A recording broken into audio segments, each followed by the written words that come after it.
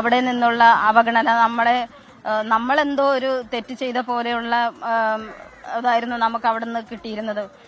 ഒറ്റപ്പെട്ട ഒരു അവസ്ഥ അതൊക്കെ അനുഭവിച്ചാലേ അറിയുള്ളൂ. ഇതല്ല അല്ല ഒരുപാട് നമ്മൾ അന്ന് മധുവിന് ഇങ്ങനെ സംഭവിച്ചതിന് ശേഷം ഞങ്ങൾ അനുഭവിച്ചതിന് അത്രയ്ക്കും വേദനകൾ ഞങ്ങൾ അനുഭവിച്ചിട്ടുണ്ട്.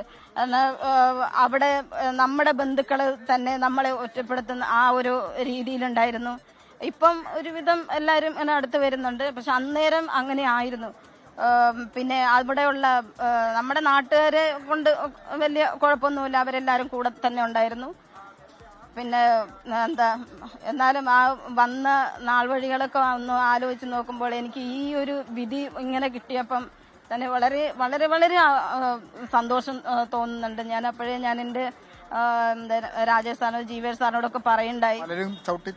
ശ്രമം നടത്തിയിരുന്നു, അതിനെല്ലാം അതെ ചവിട്ടി താഴ്ത്താനുള്ള ശ്രമം നടത്തിയെങ്കിലും നമ്മളവിടെ കൊടുത്തില്ല.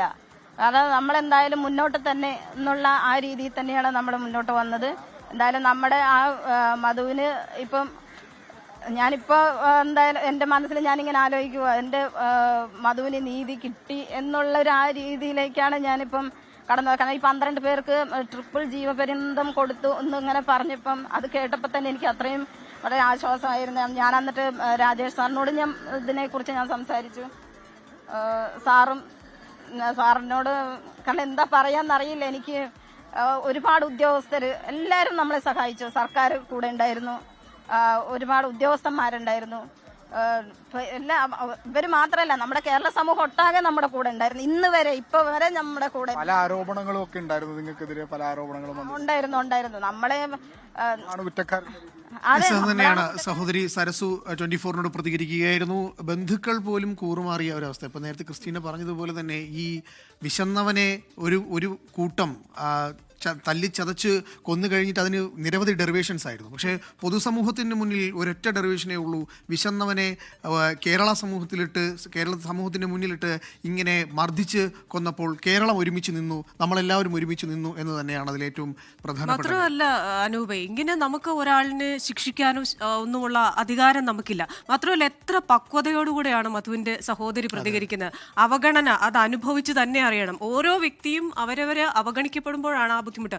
ഒരാൾ ഒരു വിഭാഗത്തിൽ ജനിക്കുന്നത് അല്ലെ ദരിദ്രനായി ജനിക്കുന്ന ആ ആളുടെ തെറ്റല്ല, അതാരും അങ്ങനെ ജനിക്കപ്പെടാം. പക്ഷെ അതിനുശേഷം നിയമത്തിന് മുന്നിൽ എല്ലാവരും തുല്യരാണ്.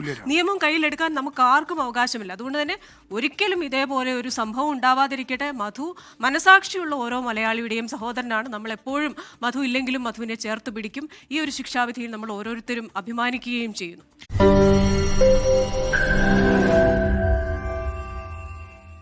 ലോകത്തെവിടെയായാലും ഏത് സമയത്തും 24 വാർത്തകളും ഓഗ്മെന്റഡ് റിയാലിറ്റി പാക്കേജുകളും എക്സ്പ്ലെയിനറുകളും വിശദമായി കാണാൻ ഞങ്ങളുടെ യൂട്യൂബ് ചാനൽ നിങ്ങൾക്ക് സബ്സ്ക്രൈബ് ചെയ്യാം.